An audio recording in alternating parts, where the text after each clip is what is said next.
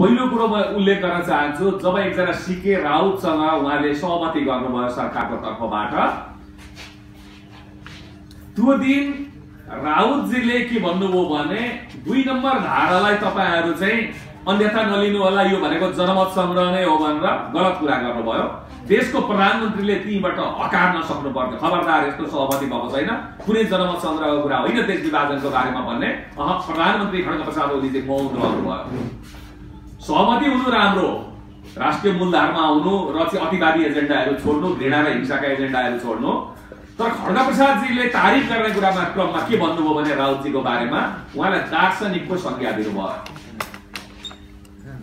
एउटा व्यक्ति जसले नेपाल आमालाई तथानाम गाली गरेको छ, त्यो शब्द हामी यहाँ व्यक्त गर्न सक्दैनौं, सापटी पनि लिन सक्दैनौं।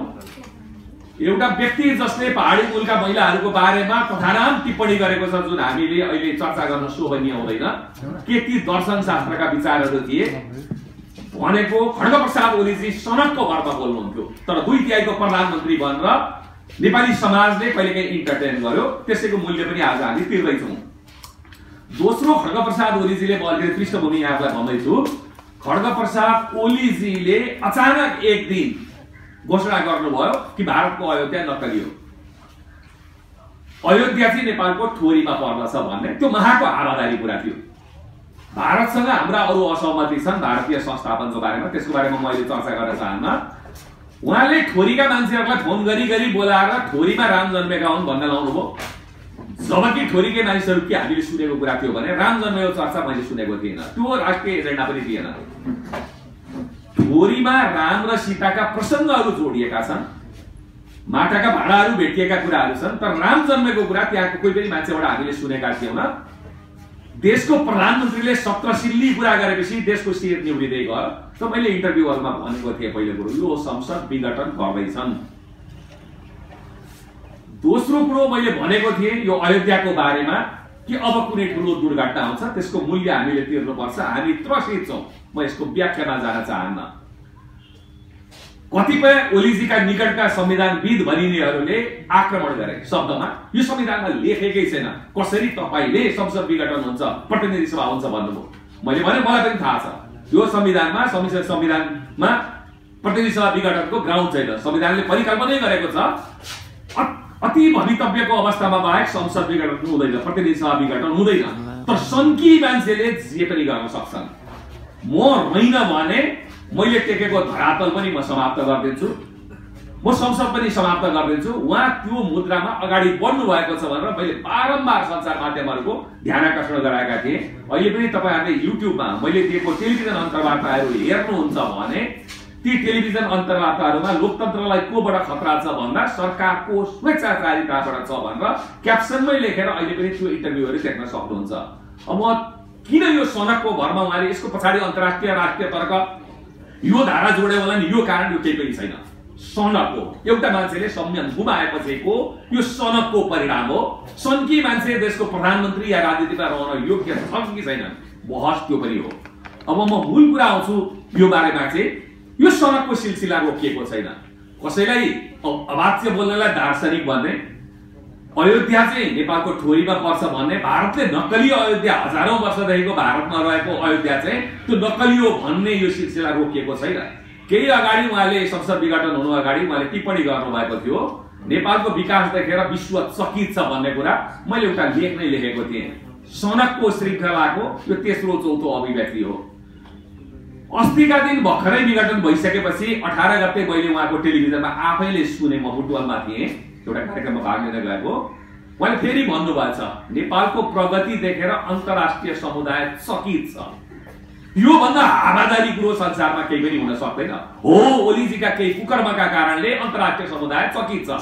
पहिलो चकित छ निर्मला पन्तको हत्यापछि जुन बलात्कार भयो, त्यसपछि दोषी पत्ता लगाउन नसकेको र दण्ड हिंसाको कारणले संसार चकित छ। सम्झना विकको बलात्कारपछि हत्या भयो, तर त्यो बलात्कारी जो थियो त्यो मान्छेले पहिला पनि एउटी चेलीलाई बलात्कार गरेको नाबालिगलाई, र त्यहाँ चाहिँ दलकै मान्छेहरू प्रशासन बसेर चाहिँ बिलापत्र गर्न छोडिएको रहेछ। बलात्कारीलाई बिलापत्र गर्न छोड्ने उहाँको सरकारको नेतृत्वको त्यो क्रियाकलापप्रति संसार चकित छ। संसार कोभिडसँग जुधिरहेको थियो, त्यो बेलामा ओम्नी यतिदेखि लिएर भ्रष्टाचारमा लिप्त कात्रोमा पनि कमिसन खाने उहाँको चरित्रका कारणले संसार चकित थियो। मजदुरहरू 700 किलोमिटर भोकै हिँड्न बाध्य भए, संसार चकित थियो। कोभिड आक्रान्त भएको बेला उहाँका कारणले गर्दा, उहाँको गलत नीतिको कारणले गर्दा किसानहरू मल नपाएर हाहाकार थिए, संसार चकित थियो। र दलसँगको मेरो किचलो भयो, मैले संविधान प्रतिनिधि सभा विघटन गरेको कारणले संसार चकित छ, सनकका कारणले संसार चकित छ। ल मलाई देखाउनु संसारमा आजसम्म पनि नेपालको विकास र प्रगतिको कारणले कुन अन्तर्राष्ट्रिय समुदायको कुन देशको मान्छेले चकित भएको भनेको छ भनेपछि तपाईहरु के धेरै कुरामा नजानुस्। उहाँले यस कारणले यो गर्नुभयो होला, इन्डिया होला, चीन होला, अमेरिका होला, यी केही पनि होइन। सनक हो, एउटा सनकमाथि नेकपाले नियन्त्रण गर्न सकेन। त्यसले जति ओलीजी जिम्मेवार हुनुहुन्छ त्यति नै पुष्पकमलजी, माधवजी र झलनाथजीहरू पनि जिम्मेवार हुनुहुन्छ। उहाँको झगडा भनेको यो मूल्यको लागि झगडा थिएन, सत्ताको भागबण्डाको लागि झगडा थियो। र यो झगडाको क्रममा ओलीजीले धेरैतिर चाहिँ आगो लगाउनु भयो। म प्रसङ्गमा आउन चाहन्छु किन हामीले यसको विरोध गरिरहेका छौं भन्ने कुरा। एक हाम्रो लिग्यासी छ, ऐतिहासिक जनआन्दोलनमा नागरिक आन्दोलनको कारणले गर्दाखेरि यो परिवर्तनको सम्भाग नेपाली जनता हुन्, हाम्रो स्वाभित्वता छ, त्यसमाथि पनि आगो लगाउन खोजिएको छ। पहिलो कुरो, चोरले पनि 3 घर छोडेर मात्रै चोर छ भनिन्छ। ओलीजीले त 3 मात्र होइन 6 घर पनि छोड्नु भएन। पहिला उहाँले आफ्नै पार्टी छोड्नु भएन। तपाईहरुले ओलीजीको स्टेटमेन्ट लिखित मौखिक हेर्नुभयो भने बारम्बार आएको छ, दर्जनौं पटक पार्टी भित्रको, आफ्नो पार्टी भित्रको किचलोको कारणले मैले संसद विघटन गरे भन्नुभएको छ। ओली अपराधको सबैभन्दा ठूलो बकपत्र यही हो। पार्टीको किचलोको कारणले संसारमा कहिले पनि संसद विघटन हुन सक्दैन। संसदमा विषय प्रवेश गरेको छ कि छैन, राष्ट्रपति महोदयको बारेमा पनि हामीले भनेका छौं। उहाँले सुराकीको काम गर्नुभयो, खड्गप्रसादजीको सरकारको सुराकी। पहिला पनि उहाँले नेकपाको सम्पर्क कार्यालय जस्तो बनाउनु भयो राष्ट्रपति कार्यालयलाई, त्यो पदको मर्यादालाई गिराउनु भयो। म धेरै उहाँको बारेमा निन्दो चर्चामा जान चाहन्न, तर 83 जना नेकपाका सांसदहरू विशेष अधिवेशन बोलाउनु पर्छ कथित अध्यादेशको विरुद्धमा भएर जाँदाखेरि उहाँले तत्काल त्यो सूचना र कागजातहरू बालुवाटारमा प्रवाह गर्नुभयो। संसदमा अविश्वास प्रस्ताव आउँदैछ भन्ने आशंका तीव्र भइसकेपछि उहाँले संसदकै विघटन गर्नुभयो, प्राणहरण गर्नुभयो। जहिले पनि ओलीजीले स्वतन्त्रता समृद्धिका लागि बाधक भयो भनेर स्वतन्त्रताको घाँटी ढाक्ने प्रयत्न गर्नुभयो, प्रेसमाथि नै प्रहार गर्नुभयो, हरेक नागरिकको टेलिफोनहरू ट्याप गर्न सकिने प्रावधान सहितका विधेयकहरू ल्याउनुभयो संसदमा, 1 दर्जन भन्दा अगाडि विधेयकहरू। त्यसैले त्यो स्वतन्त्रता विरोधी चरित्रमा उहाँले के गर्नुभयो, पहिला त आफ्नो पार्टीलाई पनि छोड्नु भएन, दोस्रो संसदलाई पनि छोड्नु भएन, तेस्रो संविधानलाई पनि आगो लाउनु भयो, छोड्नु भएन। उहाँले हरेक मर्ममा प्रहार गर्दै हुनुहुन्छ र गैर संवैधानिक कार्यको सिलसिला नेपालमा प्रारम्भ भयो। यो संविधानले परिकल्पना गरेका 5 वटा कुराहरू म फेरि भन्न चाहन्छु। 1, बहुमत प्राप्त दलको नेता चाहिँ प्रधानमन्त्री हुने, त्यो हुन सकेन भने 2 वा 2 भन्दा बढी दलको नेता प्रधानमन्त्री हुने, त्यो पनि हुन सकेन भने लार्जेस्ट दल ठूलो दलको नेतालाई प्रधानमन्त्रीमा आमन्त्रण गर्ने, विश्वासमत हासिल गर्नुपर्ने, त्यो पनि हुन सकेन भने जसले विश्वासमत हासिल गर्न सक्छ जस्तो लाग्छ मेजोरिटी त्यसलाई दिने, त्यो पनि भएन भने सरकारको सिफारिसमा प्रतिनिधि सभा विघटन गरेर मध्यावधिमा जाने बाहेक संसद विघटनको कुनै पनि प्रावधान छैन। खड्गप्रसादजी भन्नुहुन्छ 64% मसँग छन्, विश्वासको मत किन लिनु भएर 64% छन् भने ती सबै हावादारी कुरा हो। अब यहाँ फर्केर आउनुहोस्, उहाँले गरेका यी कुकर्म र अनर्थका कारणले देश कतातिर हेड गर्दैछ भन्दाखेरि आज विधेयकहरू सबै अलपत्र परेका छन्, मृत्युको मुखमा परेका छन्। संसदमा प्रतिनिधि सभामा आएका विधेयकहरू अध्यादेशबाट शासन गर्ने शैली उहाँले प्रारम्भ गर्नुभयो। 2/3 प्रधानमन्त्रीको सबैभन्दा ठूलो ताकत भनेको संसद हो। संसदलाई छलेर उहाँले आधा दर्जन भन्दा बढी अध्यादेश किन ल्याउनु भयो? यो संविधानले दल फोड्ने कुरालाई चाहिँ असम्भव प्राय बनाएको थियो, निरुत्साहित गरेको थियो। जस्तो कि विगतमा बैंक काण्ड, सुन काण्ड, ब्लू फिल्मसम्म देखाइएका काण्ड सांसदहरूलाई खरिद बिक्री आयाराम गयाराम त्यो प्रवृत्तिलाई निरुत्साहित गरेर संविधानले के भन्यो भने प्रावधान चाहिँ दल फुट्नको लागि संसदीय दलमा पनि 40% र यता पनि 40% कि केन्द्रीय कार्य समितिमा नभए दल फुट्न सक्दैन। यद्यपि यो निरङ्कुश प्रावधान पनि हुन सक्छ। म फेरि दोहोर्याउन चाहन्छु, यो प्रावधान सही व्यक्तिमा हामी नजाउँ, तर यो प्रावधान नेपालले ग्रहण गर्यो। किन ग्रहण गर्यो भने विगतको विकृतिलाई देखेर कसैलाई लाग्ला दल फुट्न पाउने सहज हुनुपर्छ, हाम्रो अधिकारको कुरा हो। आफ्नो ठाउँमा उहाँहरू ठिक कुरा सक्नुहुन्छ, तर विगतका विकृतिलाई लिएर खड्ग प्रसादजी मात्र होइन, शेरबहादुरजी मात्र होइन, सुशील कोइरालाहरू सबै बसेर उहाँले सहमति गर्नुभयो यो प्रावधान राख्ने। यसमाथि उहाँले प्रहार गर्नुभयो वैशाख 8 2077 मा। एकतिर मात्रै 40% भए दल फुटाउन सक्ने भनेर दल तोड अध्यादेश ल्याउनुभयो। दोस्रो, सहमतीय संस्कृतिलाई जीवित राखेको थियो यो संविधानले केही हदमा। 6 जना परिकल्पना गरियो संवैधानिक परिषदका सदस्यहरू, प्रधानमन्त्री, प्रधान न्यायाधीश, सिङ्गो न्यायालयको प्रतिनिधि, सभामुख सिङ्गो संसदको सभामुख, विपक्षी दलको सिङ्गो नेता, उपसभामुख जो विपक्षलाई दिनुपर्छ, यिनीहरू बसेर सहमतिमा संवैधानिक परिषदका नियुक्ति गर्ने र देशमा भ्रष्टीकरण भयो, राजनीतिकरण भयो संवैधानिक परिषदको। त्यसमा माधवजी, जल्लाजी, शेरबहादुरजी, खड्ग प्रसादजी सबै यो कुकर्मको लागि त्यति नै जिम्मेवार हुनुहुन्छ। उहाँहरूले न्यायालयलाई राजनीतिकरण गर्नुभयो, आफ्ना मान्छे पठाउनुभयो ताकि भोलि कुनै अप्ठ्यारो पर्दा फैसला मेरो पक्षमा गरोस् भनेर। उहाँहरूले अख्तियार लगायतका निकायहरूमा के परिकल्पना गर्नुभयो संविधानको स्पिरिट विपरीत भने भोलि भ्रष्टाचारको मुद्दा लाग्न सक्छ आफूमाथि, उन्मुक्ति पाउनको लागि एक-एकवटा आयुक्त या प्रमुख आयुक्त चाहिँ आफ्नो खल्तीको मान्छे राख्ने कुरामा जानुभयो। हिजोसम्म उहाँहरू भागभण्डामा जानुभयो, देशले अहिले त्यसैको मूल्य तिर्दैछ। तर संवैधानिक परिषदको परिकल्पना के थियो भने सहमतिबाट निर्णय हुने, भएन भने एक सातापछि बहुमतबाट पनि जान सक्छ। त त्यसमा 6 मध्ये 5 का 5 उपस्थित हुने। त आज उहाँले अध्यादेश ल्याउँदाखेरि, तोडमरोड अध्यादेश ल्याउँदाखेरि सभामुख आएनन् आदि इत्यादि भन्नुभएको छ। त उपसभामुखको निर्वाचन किन गर्नु भएन? किन गर्नु भएन भने संविधान अनुसार त्यो विपक्षी दललाई दिनुपर्छ। त्यसैले त्यो विधेयक पहिला ल्याएर अध्यादेश ल्याएर र अहिले पछि पनि त्यो अध्यादेश ल्याएर उहाँले संविधानको मर्ममाथि कुठाराघात गर्नुभयो। अब तेस्रो कुरो हामी हेरौँ, यो संविधानले प्रतिनिधि सभामा चुनाव हारेको व्यक्ति यही प्रतिनिधि सभाको कार्यकालमा मन्त्री हुन सक्दैन भन्ने परिकल्पना गरेको छ। अब अहिले संसद विघटन, प्रतिनिधि सभा विघटनपछि उहाँले प्रदेश सभामा हारेका मान्छे पनि ल्याउनुभयो, राष्ट्रिय सभामा नभएका मान्छे पनि मन्त्री बनाउने सिलसिला सुरु गर्नुभयो। संसद विघटन सँगसँगै चुनावको घोषणा भएपछि सरकार स्वतः काम चलाउ हुन्छ संसारभरि नै। तर काम चलाउ सरकारले उहाँले लाग्छ 3/4 चुनाव जिते जस्तो मन्त्रीहरू नियुक्त गर्दै हिँड्नुभयो। यो उल्लङ्घनको सिलसिला हो। त्यसै कारणले मैले यहाँ निवेदन के गरेँ भने, यहाँहरूको ध्यानाकर्षण के गरेँ भने, किन यो असंवैधानिक छ भनेपछि शान्ति समाजको तर्फबाट विज्ञप्ति आयो 5 गते नै। 6 गते हामी सिंहदरबार दक्षिण ढोका अगाडि गयौँ, हाम्रो गिरफ्तारी भयो। जसरी माघ 27 मा म पक्राउ परेको थिएँ 2061 मा, शाही कदमको विरुद्ध मौनता थियो, हामीले त्यो मौनता यसपटक पनि तोड्यौँ। हामीले पहिले भन्यौँ यो असंवैधानिक छ, यो अलोकतान्त्रिक छ र यो स्वेच्छाचारी छ। म यहाँलाई सानो ध्यानाकर्षण गर्न चाहन्छु, किन असंवैधानिक छ भन्ने कुरा मैले अघि भनिसकेँ। कुनै पनि धारा टेकिएको छैन। भोलि सर्वोच्च अदालतले यस्ता निर्णयहरूलाई सदर गर्न थाल्यो भने, विघटनको सदर गर्न थाल्यो भने नेपालमा जुनसुकै प्रधानमन्त्रीले पनि भय दोहनलाई अगाडि बढाउँछन्, ब्ल्याकमेल आफू फालिँदै भयो भने 1 सेकेन्ड अगाडि गएर चाहिँ विघटन गरिदिने, अविश्वास आउनुभन्दा अगाडि। यद्यपि अहिलेको घटनामा त अविश्वास पनि आइसकेको छ भनेर भनिन्छ। त संविधानको त्यो परिकल्पनामा म यति मात्रै भन्न चाहन्छु, व्यक्तिगत म जान्न चाहन्न। यो संविधान बनाउँदाखेरि सभाध्यक्ष सुभाष नेमाङका पटक टिप्पणी हेर्नुभयो भने प्रधानमन्त्रीले छडीको रूपमा प्रयोग गरेको संसद विघटन भएको हुनाले त्यो छडी भाँच्दैौ भनेर 1700 पटक भट्याउँदै हिँड्नु भएको छ। उहाँ कहाँ लुकेर बस्नु भएको छ? ऋषिजी बोलाउनु सुभाष नेमाङजीलाई।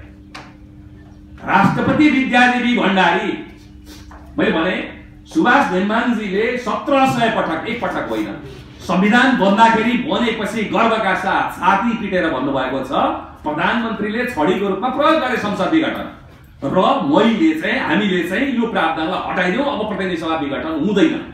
बोलाउनुस् सुभाष नेमाङजीलाई र पुराना क्लिप्सहरू देखाउनुस्। कमसेकम सुभाष नेमाङ जस्तो होनहार मान्छेलाई प्रतिगामीको फिर्ता र प्रतिगामी भनेर टाल्दिनु भयो खड्ग प्रसादजीले। एउटा व्यक्तिको सडकको पछाडि खड्ग प्रसादजीका योगदान होला। 50 वर्ष लामो राजनीतिक जीवनमा केही राम्रा काम पनि गर्नुभएको होला। पछिल्लो कालखण्डमा उहाँ सन्किनुभयो, होसमा हुनुहुन्छ कि हुनुहुन्न म जान्न चाहन्न, यो पत्रकार मित्रहरूले टटल्ने कुरा हो। तर उहाँले त्यहाँभित्रका होनहार मान्छेहरूलाई पनि प्रतिगामीको किताबमा पुर्याइदिनु भयो। अब नेकपा एमालेकै कानुन व्यवसायी मित्रहरू, निकट मित्रहरू जो पछि नेकपासँग सम्बन्धित छन्, उनीहरूले दिएका कतिपय तथ्याङ्कहरू हेर्नुहुन्छ भने त वर्तमान राष्ट्रपति विद्यादेवी भण्डारी र तपाईको गएर चाहिँ खड्ग प्रसाद ओलीजीकै जोडमा यो प्रतिनिधि सभा विघटन नहुने प्रावधान राखिएको हतपत भन्ने कुरा उहाँहरूले गर्नुभएको छ। त्यसैले ऋषिजीले जो प्रश्न सोध्नुभयो राजनीतिक निर्णय हो भन्नुभयो, यो 5औं 6औं ठुलो सनकको प्रमाण हो। अदालतभन्दा माथि कोही पनि छैन। अदालतमा मुद्दा लाग्छ, राष्ट्रपतिको बारेमा पनि लाग्छ, किन राष्ट्रपतिले सरकारले गरेको कदमलाई सदर गरेको भन्नुभएको छ, त्यो सरकारलाई लागेको मुद्दा हो। त्यसकारणले यो राजनीतिक निर्णय कुनै पनि लाग्दैन भन्नुभयो भने खड्ग प्रसादजी जङ्गबहादुर भन्ने परिकल्पनामा अगाडि बढ्नु भएको छ। त्यो अर्को सनक हो। किन यो सनक हो म भन्दैछु भने तत्कालीन राजा, पहिला युवराज र पछि राजा सुरेन्द्रको सनकमाथि लगाम लाउन नसक्दा जङ्गबहादुरको अभ्युदय भयो। अहिले खड्ग प्रसादजीको नाममा अर्को जङ्गबहादुरको अभ्युदय हुँदैछ र यो जङ्गबहादुरलाई तह लाउने नाममा अवैधानिक तवरमा गयो देश भने अर्को जङ्गबहादुरको अभ्युदय हुन सक्छ। यो खतरामा देश पुगेको छ। त्यसैले 100% यो असंवैधानिक भएको हुनाले तेल र पानी छुट्याउने काम अदालतको हो। अदालतका न्यायाधीशहरूलाई म ध्यान आकर्षण गराउन चाहन्छु, तपाईहरुसँग हामी न्यायको भीख मागिरहेका छैनौं। तपाईको आफ्नो योग्यता पनि तपाईले परीक्षण गरिरहेको छ। तपाईले फैसला गर्दाखेरि यति सानो कुरामा, सानो मैले यस अर्थमा भने क्रिस्टल क्लियर छरङ्ग कुरामा तपाईहरु कन्फ्युज हुनुहुन्छ भने तपाईहरुबाट देशले के आशा राख्छ? तपाईहरु डेरावाल हो। न्यायालयमा डेरामा बस्नु भएको छ, पद छोडेर गएको दिन चाहिँ त्यो डेरा खाली गर्नुपर्छ। समग्र न्यायालय तपाईहरु होइन, तर समग्र न्यायालयलाई बदनाम गराउने काम तपाईहरुले गर्नुभयो भने मैले कठोर शब्द व्यक्त गरेको थिएँ। संविधानमाथिको यो बलात्कारलाई सुहागरातको भन्न थाल्नुभयो भने मानिसहरुको न्यायालयबाट भरोसा उठ्छ। परिणाम के हुन्छ भने कथित जनअदालतहरुको चाहिँ मतलब के भने सल बनाउन थाल्छन्। त्यसैकारणले मलाई लाग्छ न्यायालय त्यो दिशामा जाँदैन। मैले अलोकतान्त्रिक किन भने म फेरि दोहोर्याउन चाहन्छु, प्रधानमन्त्री कतिपय पद्धतिहरुमा मध्यवर्ती चुनावमा जान सक्छन्। अन्य देशको उदाहरण हेर्नुभयो भने, तर नेपालमा यो पाइँदैन भनेर संविधानले व्यवस्था गरी यो लोकतान्त्रिक छ कि छैन भन्नेमा नजाऊ भनिसकेको हुनाले मेरो दलमा झगडा भयो भनेर विघटन गरिदिए भन्नु त्यो अलोकतान्त्रिक हो। किन यो दलीय व्यवस्था हो। यो दलीय व्यवस्थामा खड्ग प्रसादजी भोलि उहाँको नाममा मत मागेर जाने होइन, उहाँ पार्टीको नाममा जाने हो। मानिस कि उहाँको पार्टी पक्षमा केही नाम भयो, उहाँ जानुभयो भने जनताले प्रश्न गर्छन्, हामी प्रश्न गर्छौं। प्रश्न के हो भने तपाईको भोलि यही दलमा पनि झगडा पर्यो भने, अल्पमतमा पर्नुभयो भने तपाईले दलै सिध्याइदिनु भयो, आगो लगाइदिनु भयो र संसदै विघटन गरिदिनु भयो प्रतिनिधि सभा भने तपाईलाई मत किन दिने? त्यसकारणले यो अलोकतान्त्रिक हो र यो स्वेच्छाचारी हो। यसका 6 वटा घातक परिणाम छन्। म 1 2 3 आउन चाहन्छु। 1, नेपालको संविधान जुन बन्यो कमजोर भनेर कतिपयले भने पनि कतिपयले आगो लगाए, कालो संविधान भनेर आज उनीहरू संविधानको आत्मा डाल्यो भनेर सडकमा संविधानको रक्षाको लागि उत्रिएका छन्। यो सुखद सन्देश हो। जसले हिजो कालो संविधान भने उनीहरूले अहिले संविधानको महत्त्व बुझेका छन् भने हिजो विश्वकै यो उत्कृष्ट संविधान हो भनेर 3 हात उफ्रिने खड्ग प्रसादजी आज यो संविधानको पारा च्याप्दै हुनुहुन्छ, आगो लाउँदै हुनुहुन्छ। 2 मा हेर्नुहोस्, यदि यो प्रतिनिधि सभालाई विघटनलाई अदालतले सदर गर्यो भने कथम कदाचित नगर्ला, गर्यो भने जातीय अधिकार नेपालमा बौरिन्छ। दोस्रो, त्यो रिक्ततामा क्षेत्रीय अधिकार फेरि नेपालमा बौरिन्छ। म त्यसको व्याख्या गर्न चाहन्न। तेस्रो कुरो, विप्लव प्रवृत्ति जुन छ, हिंसात्मक प्रवृत्ति, यो संविधान प्रतिनिधि सभा विघटनपछि ज्यादै नै हौसिएको हामीले देख्न थालेका छौं। र चौथो कुरो हामीले देखेका छौं, पूर्व राजावादीहरू जो रिक्ततामा आफ्नो भविष्य खोज्दैछन्, यद्यपि त्यो सम्भव छैन, उनीहरू हौसिएको परिस्थिति छ।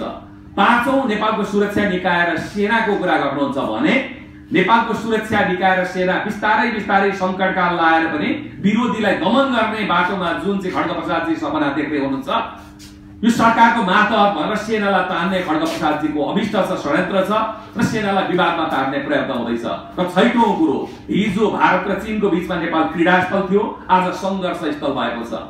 4 दिन भन्दा बढी चाहिँ लगभग 4 दिन चीनिया कम्युनिस्ट पार्टीको एउटा टोलीले उपमन्त्रीको नेतृत्वमा नेपालमा डेरा थर्पु हालेर बसेर गएको अवस्था छ भने भारतीय संयन्त्र पनि त्यति नै सल्बलाएको अवस्था छ। जननिर्वाचित निकाय ध्वस्त भएको अवस्थामा र राजनीतिक रिक्तता भएको अवस्थामा सबै खेल्नेहरूले ठाउँ पाउँछन्। र मैले पहिला पनि भने यसरी उत्तर र दक्षिणको ताराटान हुँदा हाम्रा हातहरू चुडिएर जान सक्छन्। हेर्नु, एक साथ खड्ग प्रसादजीको एउटा सनकको परिणाम देशले के बोल्दैछ भन्दा देशलाई गृह युद्धमा खड्ग प्रसादजी धकेल्दै हुनुहुन्छ। यसको मूल्य कसले तिर्ने? प्राप्त उपलब्धिहरू थिए, गणतन्त्रलाई उहाँ दाउमा लाउँदै हुनुहुन्छ र दुःखका साथ मैले भन्नुपर्छ गणतन्त्रप्रति वितृष्णा पैदा गर्ने काम खड्ग प्रसादजीले गर्नुभएको छ। हामी अमेरिकामा देख्छौं, त्यहाँ पनि आन्दोलन हुन्छ, तर निर्वाचनबाट निकास पाएको हामी देख्छौं। हामी भारतमा हेर्छौं, किसानहरूको आन्दोलन चलिरहेको छ, तर त्यहाँ पनि संविधानबाट चाहिँ मतलब निर्वाचनबाट निकास भएको देख्छौं। त्यही नेपालमा अब संविधान सभाको निर्वाचन हुँदैन, न त नयाँ संविधान नै बन्छ। सडकबाट उठेका आन्दोलनदेखि सदनमा पाएका मतहरूको आधारमा संविधान संशोधन हुँदै जान्छ। तर एउटा स्थिरताको युगमा नेपाल प्रवेश गर्यो, राजनीतिक संक्रमणको अन्त्य भयो भन्ने हामीले सोचेका थियौं। यी सबै स्थिरतामालाई चाहिँ भत्काउने काम खड्गप्रसादजीको यो कदमले गरेको छ। त्यसैले म अब 3 जना पात्रहरूको बारेमा केही चर्चा गर्न चाहन्छु। पात्र नम्बर 1 शेरबहादुर देउवाजीको बारेमा 2063 सालमा सायद असार साउनको महिना हुनुपर्दछ, त्यो बेला शहीदहरूप्रति श्रद्धाञ्जलीको राष्ट्रिय सभागृहमा एउटा ठूलो कार्यक्रम राखिएको थियो। म त्यहाँ थिएँ। श्रद्धाञ्जली अर्पण गर्ने एउटा राजनीतिक दलले आयोजना गरेको कार्यक्रम। त्यो दिन शेरबहादुर देउवाले के बोलिदिनु भयो बाहिर स्टेटमेन्ट भने नेपालको परम सेनाधिपति सेनाको चाहिँ नेपालको परम सेनाधिपति राजा ज्ञानेन्द्रले रहनुपर्छ भन्नेको हुनाले शहरमा टायर बालिए, आगो लाग्यो र एउटा पितृ सिर्जना भयो। 63 सालको आन्दोलनपछिको राप्रतापको बेलामा कीर्तिपुरमा 7 राजनीतिक दल कांग्रेस एमाले सहितले आम सभा गरेको थियो, नागरिक सभा। त्यो आम सभामा मलाई पनि वक्ता बोलाइएको थियो। शहरका गल्लीहरूबाट त्यो आगजनीलाई छिचोल्दै म कीर्तिपुर पुगेको थिएँ। त्यहाँ जब नेपाली कांग्रेस प्रजातान्त्रिक त्यो बेला शेरबहादुरजी नेतृत्वको लाई बोल्न दिए, वारै मास अगाडि आयो, कसैले बाइक उठाइदियो र चाहिँ मास यसरी फड्कियो। माधवजी लगायतका 7 दलका नेताहरू सुरक्षाका नाममा हतार 3 तले घरमाथि चढ्नु भएको थियो। म भागिनँ। हामीले फेस गर्यौं। कसैले बाइक लिएर पनि टुटाइदियो। त्यो कुनै नियोजित थिएन। त्यो आक्रोश थियो। गणतन्त्रमा देश अगाडि बढेको 62-63 को राप्रतापबाट अगाडि बढेको बेला तत्कालीन राजालाई नि शेरबहादुरजीले चाहिँ परम सेनाधिपति बनाउनु पर्छ भन्दाखेरि उहाँको कार्यकर्ताले त्यहाँ नेताले त्यहाँ बोल्दाखेरि त्यहाँ विद्रोह भएको थियो। मैले बोले, पछि मास शान्त भयो। पछि जसले माइक चुडाउनु भयो उहाँहरू हेर्दाखेरि सबै आन्दोलनकारी साथी हुनुहुँदो रहेछ, कुनै घुसपेट पनि थिएन। त्यसपछि नेताहरूले बोल्नुभयो, म हिँडे। शेरबहादुरजी तपाईँ धेरै पूर्ति गर्दै हुनुहुन्छ, प्रतिगमनसँग काँध मिलाउनु भयो भने तपाईहरू विरुद्ध देशव्यापी रूपमा शेरबहादुरजी विरुद्ध यसरी नै आवेग पैदा हुन सक्छ। मैले आफूले टटोलेको जनमत मैले बुझेको, मैले यसै कार्यक्रममा शेयर गरेँ। पात्र नम्बर 2 खड्गप्रसादजीको बारेमा जब 63 सालमा अन्तरिम सरकार बन्यो, उहाँ चाहिँ उप प्रधानमन्त्री हुनुहुन्थ्यो, परराष्ट्र मन्त्री सहित चाहिँ संविधान सभाको नीति तोकिएर हामी सडकमा नीति तोक संविधान सभाको भएर नीति तोक्नु भएन। एक दिन मैले सुने अनुसार र अखबारबाट थाहा पाए अनुसार सञ्चार माध्यमबाट खड्गप्रसादजी जानुभएको छ कीर्तिपुरमा। त्यहाँका नागरिकहरूले रोकिदिए प्रवेश निषेध मन्त्रीलाई। जुन दिनसम्म संविधान सभाको नीति तोक्दैनौं प्रवेश निषेधबाट उहाँलाई निषेध गरिदिए। यद्यपि हामी निषेधको विपक्षमा छौं। त्यो दिनदेखि खड्गप्रसादजी हाम्रो विरुद्ध आगोबाट लाग्नु भयो। किनभने नागरिक आन्दोलन भनेको त्यो को कहाँ सदस्य भएर गठन भएको थिएन, त्यो स्वतस्फूर्त रूपमा देशव्यापी रूपमा उठेको थियो। र यस्तै दबावपछि संविधान सभाको नीति तोक्न त्यो बेलाको सरकार बाध्य भएको थियो। आज खड्गप्रसादजीले जुन अनर्थको सिर्जना गर्नु भएको छ, तपाईका कार्यकर्ताहरू प्रतिगामी भएर जान सक्दैन। के भएर जाने? 2/3 दिएको थियो। यो अवस्थामा हामी निषेधको राजनीतिको विरुद्धमा छौं। हामी नेपाल बन्द जस्ता घातक कार्यक्रमको विरुद्धमा छौं। हामी त्यस्तो कुरामा सहमत हुन सक्दैनौं। तर अराजकताको सारा द्वार खोलेको छ।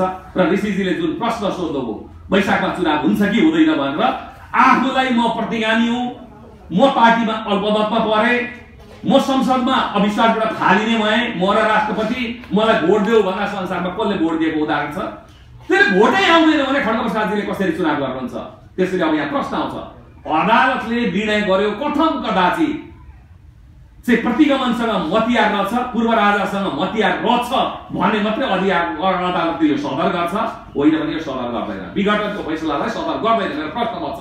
नेपाललाई गृह युद्धमा धकेल्नु भन्ने हो भने अदालतले फैसला गर्छ, नभए गर्दैन। आज मानहानिको कुरा गरिन्छ। सबभन्दा ठूलो अदालतको मानहानि खड्गप्रसादजीले गर्नुभएको छ, विष्णु पौडेलले गर्नुभएको छ। तपाईले बोल्नुपर्छ। खड्गप्रसादजी बारम्बार बोलिरहनु भएको छ, कसैले पनि यो प्रतिनिधि सभा पुनर्स्थापना गर्न सक्दैन भनेको के हो? अदालतमा मुद्दा परेपछि अदालतको मानहानि होइन। आफ्ना कार्यकर्ताहरू अन्यत्र नजाउन् भन्ने नाममा उहाँ आज चाहिँ भयदोहन ब्ल्याकमेलको राजनीति गरिरहनु भएको छ। त्यसैले वैशाखको कुरामा म फेरि अब तेस्रो पात्रको बारेमा म त एकजना सम्मानीय पात्रको बारेमा उल्लेख गर्न चाहन्छु। जुन बेला सुशीला कार्कीमाथि महाभियोग ल्यायो संसदबाट, विशेष गरेर शेरबहादुरजीको चाहिँ पहलमा तत्कालीन माओवादीको सँग मिलेर, त्यो बेला बसन्तपुरमा मलाई कसैले कार्यक्रममा बोलाएको थियो। एउटा सभामा म बोलेको थिएँ। डाक्टर गोविन्द केसी, म र कल्याण श्रेष्ठ पूर्व प्रधान न्यायाधीश हामी बोलेका थियौँ। त्यो जुन फैसला भयो, चोलेन्द्र शमशेर प्रधान न्यायाधीशज्यू त्यो बेला चाहिँ न्यायाधीश हुनुहुन्थ्यो, उहाँले जुन सुशीला कार्कीको पुनर्स्थापनाको फैसला गर्नुभएको छ, तपाईहरुले हेर्नुभयो त्यो फैसला भने त्यहाँ लेखिएको छ कि आफ्ना सहकर्मी न्यायमूर्तिहरूको पनि अन्याय निन्याउरो देख्छु भन्नुभएको छ। आज सारा कानुन व्यवसायीहरू देशमा पहिला अदालतले गु खाने त होइन, यो कुरामा प्रतिनिधि सभा चाहिँ विघटनको निर्णयलाई सदर गरेर भने निन्याउरो मुख लगाएका छन्। मैले यो उल्लेख गरेँ। दोस्रो कुरो उहाँले त्यो फैसलामा लेख्नु भएको छ, हाम्रो बसन्तपुरको सभामा बोलेको कुरालाई लिएर फैसलामै लेख्नु भएको छ नागरिक समाज पनि सडकमा उत्रिसकेको अवस्था छ भनेर। आज म एक्लै होइन, त्यो बेलाको नागरिक आन्दोलन डाक्टर देवेन्द्रदास पाण्डेले फेसबुक ट्विटरमा कठोर आलोचना गर्नुभएको छ। शान्ति समाज हामीहरू चाहिँ गिरफ्तारीमै हामी गइसक्यौं। म बुटवलको भर्खरै कार्यक्रम सकेर आएँ, विराटनगर पोखरा बेलो जाने कार्यक्रम छ। ठीक त्यस्तै गरेर मित्र श्याम श्रेष्ठजीहरू माइती घरमा चाहिँ विभिन्न दबावका कार्यक्रमहरू गरिरहनु भएको छ। पहिला अभियान सञ्चालन हुन्छ, अभियानका धाराहरू जोडिँदै गएपछि आन्दोलन बन्छ। त्यो आन्दोलनमा राजनीतिक समाज र नागरिक समाजको सहकार्य भएपछि जनता आएपछि जनआन्दोलन हुन्छ। अहिले आन्दोलन चल्दैछ, अदालतले सदर गरेन भने अदालत भित्रको विकृति फैसलालाई लिएर सडकमा नगए पनि अदालत भित्रको विकृति भ्रष्टीकरण राजनीतिकरणलाई लिएर त हामी त जनतामा जान त संसारमा कसैले पनि रोक्न सक्दैन। हामी नागरिक सत्याग्रहलाई अगाडि बढाउँछौँ। त्यो अवस्थामा प्रश्न गर्न चाहन्छु। त्यसैले खड्गप्रसादजीलाई एक अर्थमा धन्यवाद पनि दिनुपर्छ। पुरानो नागरिक आन्दोलन र समाजलाई जोड्ने अवसर उहाँले दिनुभएको छ। अब मैले फेरि पनि यहाँलाई भने कि हिजो नागरिक समाज पनि सडकमा उत्रिएको अवस्था देखियो भनेर फैसलामा लेख्ने सम्माननीय चोलेन्द्र शमशेर जबराले आज सारा नेपाल शेष नेपाल स्वाभिमानको पक्षमा संसद विघटनको विपक्षमा उभिएको बेला आफ्नो फैसलामा सारा नागरिक आन्दोलन नागरिक समाज यसको विरुद्धमा हुँदा मैले सदर गरेँ, त्यो लेख्नु होला जस्तो मलाई लाग्दैन। जीवनको यो उत्तरार्धमा यति मेहनत गरेर प्रधान न्यायाधीश भएको मान्छेले त्यो गर्नुहुन्छ जस्तो मलाई लाग्दैन। तर शंका गर्ने ठाउँ चाहिँ आयो। शंका गर्ने ठाउँ किन आयो भने जब यो बेन्च बन्यो विश्वनाथजीको नेतृत्वमा उपाध्यायको 2052 सालमा 11 जनाको बेन्च थियो। यस्तो जटिल मामलामा अथवा संवेदनशील मामलामा बृहत्तर घेरामा लगिन्छ, उहाँले 5 जनाको सानो घेरामा ल्याउनुभयो। एक स्वार्थ बाँच्ने काम गर्नुभयो। खड्गप्रसादजी पहिलो पटक प्रधानमन्त्री हुँदा उहाँको महान्यायिकता भने सरकारको दाहिने हात कानुनी सल्लाहकार भएका न्यायाधीशलाई यद्यपि उहाँको योग्यतामा शंका छैन, उहाँले यो 5 जनामा राख्नुभयो। विज्ञहरू छोडेर वरिष्ठ न्यायाधीशहरू छोडेर कनिष्ठको घेरामा ल्याउनुभयो। यसले शंका गर्ने ठाउँ दियो, यस्तो काम नगर्नुहोस्। तपाईलाई ठूलो घेरामा लानु, सर्वोच्चको 15, 17, 18 अरु न्यायाधीशहरू कोभिड लागेर चाहिँ घरमा बसेका छैनन्, सबै अदालतमै हुनुहुन्छ। त्यसैले अदालतको बारेमा अप्रिय टिप्पणी गर्ने ठाउँ एउटा त खड्गप्रसादजीले दिनुभयो, किनभने उहाँले मैले भित्र कुरा मिलाइसकेको छु भनेर अर्को बानाली गर्नुभयो। अदालतको सञ्चार माध्यममा आएका छन्, लिखतमा छन्, उहाँले मैले म्यानेज गरिसकेको छु भनेर बारम्बार भन्नुभएको छ। त्यसकारणले यो तेल र पानी छुट्याउनको लागि न्यायमूर्तिहरूले धेरै कसरत गर्नु पर्दैन। जति लम्ब्याउनुहुन्छ तपाईको योग्यतामा प्रश्न हुन्छ, जति अप्रिय भनेको चाहिँ गैर न्यायिक निर्णय गर्नुहुन्छ त्यति तपाईको योग्यता छाछुल्ल भएर जान्छ। त्यसैले यो अनर्थलाई रोक्नको लागि मैले आह्वान गरेको छु कि नेपालको संविधान लिकबाट बाहिर गएको छ, यो लिकमा ल्याउने काम चाहिँ अदालतको हो। अब अदालतले पनि कठमकदाजित मानव गुहु नै खाएर फोहोर नै खाएर, यो अवाच्य शब्द भयो, अप्रिय शब्द भयो, फोहोर नै खाएर निर्णय गरेछ भने पनि म चाहिँ वैशाखसम्म पर्खिन्छु। म व्यक्तिगत कुरा गर्दैछु। वैशाखमा निर्वाचन भएर भने के हुन्छ? खड्गप्रसादजीको वैधता समाप्त हुन्छ। त्यसपछि अर्को खिलराज रेग्मी जन्माउने प्रयत्न भयो भने के हुन्छ? त्यो पनि अवैध हुन्छ, किनभने संविधानले च्यातिसक्यो। तपाई वर्षौं 70 वर्षको मेहनत गरेर राजनीतिक स्थायित्वको लागि एउटा संविधान ल्याउनु भयो, खड्गप्रसादजीले च्यातिदिनु भयो। अदालत त्यसको पछाडी गयो, फोहोर खाएर भने के हुन्छ भने कसले संविधान मान्छ? खड्गप्रसादजीलाई फाल्नु पनि असंवैधानिक हुन्छ। खड्गप्रसादजीको निरन्तरता जुन ताकत थियो 2/3 संसद, त्यो विघटन गरिसकेपछि प्रतिनिधि सभा, त्यो पनि अवैध हुन्छ। त्यो अवैध स्थितिमा भने संसदले आफैले आफैलाई गौरव गर्न सक्छ, किनभने यो संसदको आयु 5 वर्ष हो। फेरि भन्दैछु त्यो स्थितिमा नजाउँ, पुनर्स्थापना हुन्छ। पुनर्स्थापना भएर आफ्नो कोर्स लिन्छ, त्यसपछि कस्ता कस्ता गठबन्धन बन्छ त्यो आफ्नो मतलबको कुरा होइन, त्यो संसदको सर्वाधिक निर्णय हो भन्नु भने खड्गप्रसादजीले राजनीतिक निर्णय भनेर भोलि यो रिपोर्टर्स क्लब सरकारले कब्जा गरिदियो भने त्यो राजनीतिक निर्णय हुन्छ। दोस्रो कुरो, खड्गप्रसादजीको सडकको बारेमा मैले अर्को कुरा गर्न खोजेको उहाँको बारेमा के हो भने उहाँका हरेक दस्तावेज हेर्नु हो भने संयम गुमाएको त्यो प्रतीत हुन्छ। अब यो अवस्थामा निर्वाचन आयोगको कुरामा म जान चाहन्न, तर एउटा कुरा प्रश्न छ। जसरी कुनै जग्गाको स्वामित्व मालपोत अड्डामा हुन्छ मतलब धनी पूर्जा चाहिँ स्वामित्व चाहिँ धनी पूर्जामा प्रतिबिम्बित हुन्छ, त्यहाँ नाम लेखिएको हुन्छ धनीको, जग्गा धनीको नाम, घर धनीको नाम। त्यस्तै राजनीतिक दलको धनी पूर्जा निर्वाचन आयोगमा हुन्छ, त्यहाँ केन्द्रीय कार्य समितिका सदस्यहरूको नामावली लिस्टेड हुन्छ। भोलि पुष्पकमलजीले 2200 बनाउनु भयो, फेरि खड्गप्रसादजीले 4400 बनाउनु भयो भनेपछि यस्ता तपसिलका कुरामा निर्वाचन आयोगहरू अल्बलिनु हुँदैन। जे न्याय हो न्याय गर्नुपर्छ। त्यसैले म यहाँ सानो कुरा उल्लेख गर्न चाहन्छु तपाईहरुसँग, यो पैसाको झगडा हो, यो पदको झगडा हो, यो सम्पत्तिको झगडा हो। वैशाख 8 गते दलफोड विधेयक ल्याउने खड्गप्रसादजी आज पनि नेकपामै हुनुहुन्छ कानुनत, र पुष्पकमल दाहालजी र माधवजी पनि आज पनि नेकपामै हुनुहुन्छ। उहाँहरू किन फुट्नु भएन त, एकले अर्कालाई कारबाही गर्नु भएन, गलत भन्नु भएन भन्दा उहाँलाई फेनको लाएर जोड्ने जुन तन्तु थियो 4 दिनसम्म नेपालमा कर्फ्यू हालेको, त्यसको निर्देशनमा यो भइरहेको छ। भोलि पनि उहाँहरू मिल्नुहुन्न भन्ने केही पनि छैन। किन मूल्यका झगडा होइन। यसमा जस्तो चीनको दबदबा कम्युनिस्ट पार्टी मिलाउन किन भइरहेछ, के कारण? हेर्नुस्, दबदबा भन्दा पनि चिनिया कम्युनिस्ट पार्टीको एउटा भातृ संगठनको रूपमा यसलाई अनुवाद गर्ने प्रयत्न भयो अघि। अब यो प्रयत्नमा यो उहाँहरूको कुरा भयो। अहिले चाहिँ कुरा संसद विघटनको भयो। अब संसद विघटनको भइसकेपछि एकले अर्काको अनुहारै हेर्न नचाहने, एकले अर्कालाई अपराधी भन्ने, संसदै विघटन गरिदिने, पार्टीमै आगो लगाइदिने हुँदा पनि विडम्बना, संसार फेरि चकित छ कि दुईटै एउटा पार्टीमा छन्। यस्तो चाहिँ विचित्र छ। मैले भने फुट्नुहोस् भन्ने कुरा होइन, किनभने त्यहाँभित्र खाउदाउको एउटा झगडा छ।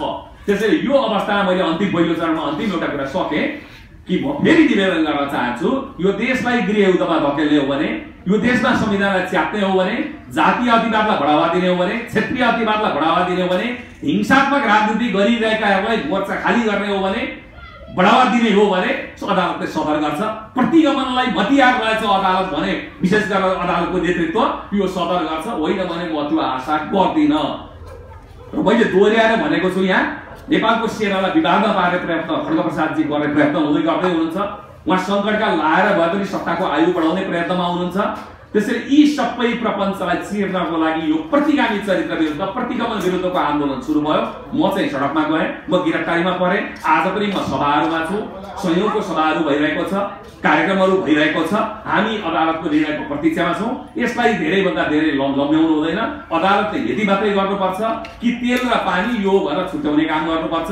र अदालतले निर्णय गर्दाखेरि हामीले दोहोर्याउनु पर्ने एउटा कुरा के हो भने, यहाँ हुनुपर्ने कुरा, कुनै अनर्थ हुन गयो भने भोलि राष्ट्रपति छाडा हुनुहुन्छ। हेर्नुहोस्, पदको कुरामा म भन्दैछु, जस्तो कि राष्ट्रपति र प्रधानमन्त्रीको मिलीभगत थियो भन्ने कुरा बुझ्ने कुरा एउटा कुरा हो यो विघटनको कुरामा। तर सरकारले गरेको फैसलालाई, निर्णयलाई उहाँले सदर गर्नु भएको छ र हामीले सेरेमोनियल राष्ट्रपति नै संविधानमा लेखेका छौँ, उहाँलाई अधिकार छैन। यो स्थितिमा 2066 सालमा गल्ती भएको छ। राष्ट्रपति सर्वाधिकार छ भन्ने स्थापना फेरि माधवजी, खड्गप्रसादजी, शेरबहादुरजीहरूले स्थापना गर्नुभएको छ। मान्नुहोस्, भोलि चुनाव भएर वैशाखमा संसद पनि पुनर्स्थापना भएर वैशाखमा चुनाव पनि भएन भने अनि राष्ट्रपति महोदयको अर्को ताण्डवको सिलसिला सुरु हुन्छ। उहाँलाई हटाउने 203 संसदले हो। संसद हुँदै हुँदैन प्रतिनिधि सभा। त्यसपछि उहाँको नाममा शासन एकहोर्याएर चाहिँ 2-4 वर्ष लम्ब्याउने षड्यन्त्र भइरहेको छ। यी सबै अनर्थलाई प्रवेश कहाँबाट पुगाल कहाँबाट खुल्छ? संविधान, प्रतिनिधि सभा विघटन सदर हुँदाको अवस्थामा। त्यसैले यी 6-7 वटा अतिवादमा उहाँहरू जानुहुन्छ जस्तो लाग्दैन। मैले निवेदन गरेँ, लोकतन्त्रको विकल्प खोजिँदैन। हामी नेपालमा लोकतान्त्रिक गणतन्त्रको विकल्प खोज्नु हुँदैन भन्छौँ, तर लोकतन्त्रले विकल्प खोज्छ। लोकतन्त्रले भ्रष्टहरूको विकल्प खोज्छ, निर्वाचनको माध्यमबाट सक्षमहरूको विकल्प खोज्छ र लोकतन्त्र आफैले नदी जस्तो सलल्ल बग्ने प्रक्रियालाई निर्धारण गर्छ। लोकतन्त्रमा फोहोर जमेर बस्नु हुँदैन। तर लोकतन्त्रकै विकल्प खोज्ने नारा नेपालमा किन चर्किएको छ गणतन्त्रको भने, गणतन्त्रलाई बदनाम दलहरू र दलका नेताहरूले गराउनु भएको छ। खड्गप्रसादजीले धेरै गर्नुभएको छ, पुष्पकमल र चाहिँ माधवजीले पनि गर्नुभएको छ, शेरबहादुरजीले पनि गर्नुभएको छ।